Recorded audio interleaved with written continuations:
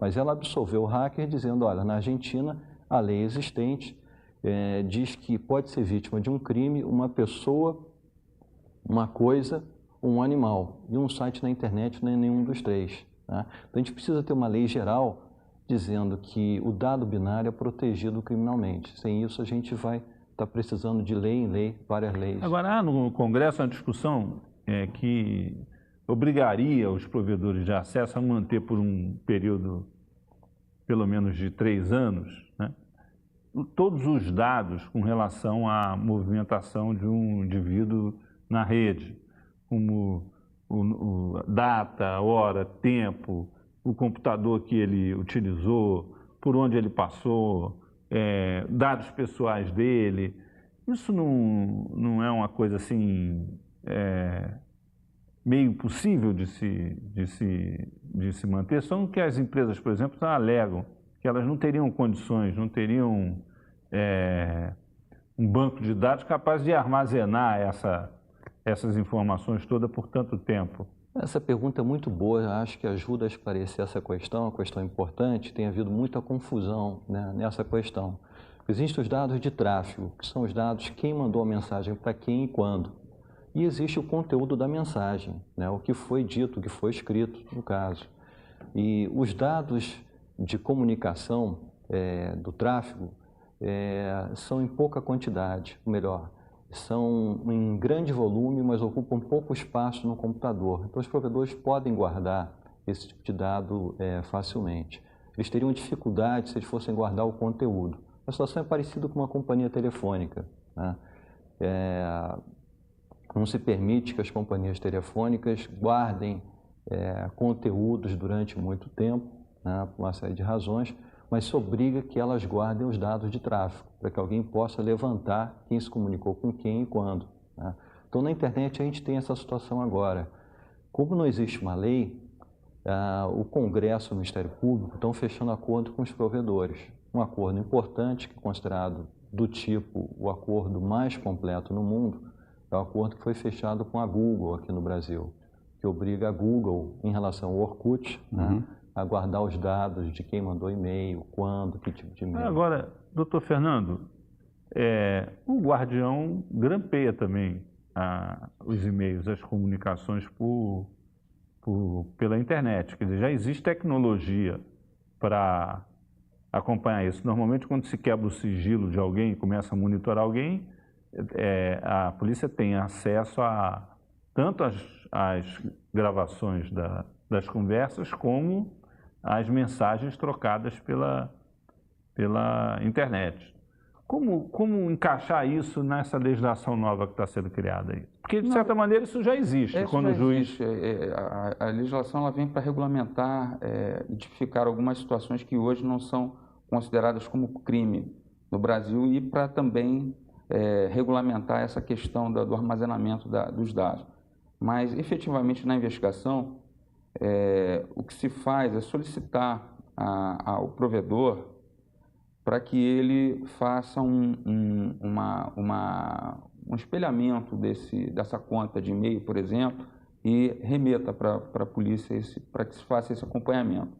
No caso do Guardião, ele só vai, de alguma forma, documentar isso e detalhar isso, essas informações que nos chegam dos próprios provedores. Eu gostaria de insistir um pouquinho na questão do limite entre esse trabalho, que é vital, que é extremamente importante, e, de novo, um pouco comparar isso com outras situações. Ter controle sobre a atividade do cidadão sempre foi um atributo do Estado, desde a Babilônia. A grande diferença que a gente vê no mundo de hoje é a seguinte: durante séculos, só quem tinha instrumentos tecnológicos e só quem tinha capacidade operacional de intervir era o Estado sobre a sociedade.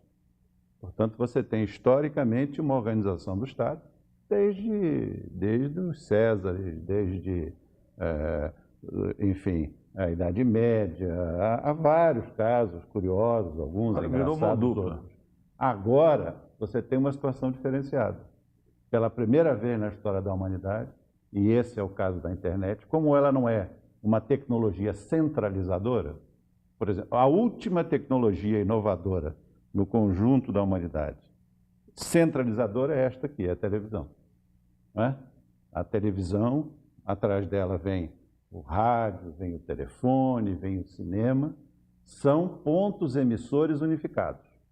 Se alguém, por um motivo qualquer, não estiver satisfeito com o que estamos falando aqui, já vivemos isso recentemente, tira a tomada da parede, não é? E esse programa sai do ar.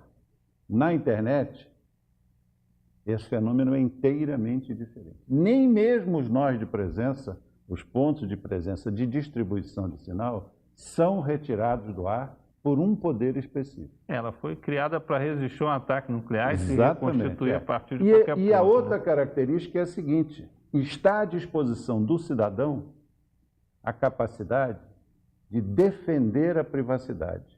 Essa talvez seja a maior discussão, e, ao meu ver, no futuro, tanto com os órgãos policiais quanto com o Estado de Direito, é como é que nós vamos impedir, no caso dos terroristas, no caso da pedofilia, que são coisas graves e crimes que realmente chocam muito, mas a diferença é a seguinte: o cidadão passa a ter direito, por exemplo, a utilizar instrumentos de criptografia, que são hoje vendidos a software.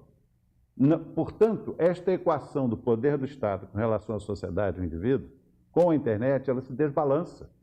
É nítido.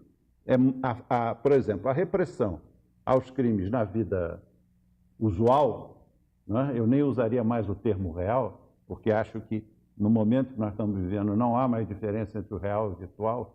O que é virtual, o que é real? A partir do século XXI, é uma discussão longa também.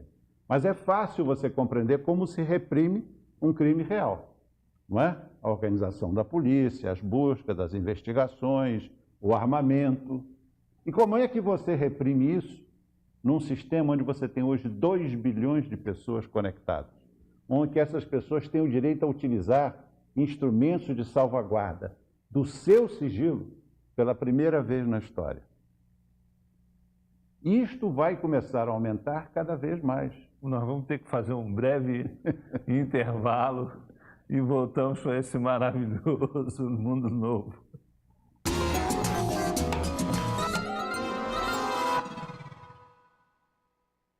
Estamos de volta com 3-1. O assunto de hoje são os crimes na internet e esse maravilhoso mundo novo. Participam dessa nossa conversa Gilberto Martins, advogado especialista em direito na internet; Jacques Londo, economista, consultor na área da internet; e o delegado Fernando Villapouca, que é da delegacia especializada em combate aos crimes na internet. Voltamos com mais uma pergunta de telespectador. Como é que eu posso fazer uma compra pela internet de forma segura? Jacques Londo, você que foi o primeiro, pioneiro a fazer comércio pela internet, como é que essa coisa evoluiu? Bom, em primeiro lugar, para responder a pergunta, você tem que sempre ter o cuidado de utilizar mecanismos de segurança na rede. Você tem que ter sistema de segurança, você tem que ter sistema de segurança atualizados. O ideal é que você tenha um sistema em que diariamente, automaticamente, a sua máquina seja varrida, tanto de vírus quanto de cookies, de qualquer tipo de intervenção externa. E, se possível, você não começar nenhuma operação na rede sem que o seu antivírus lhe dê uma resposta positiva com relação aos problemas na sua máquina. Em segundo lugar, não há muita diferença entre o mundo real e o mundo virtual quando se trata da escolha de um local para comprar.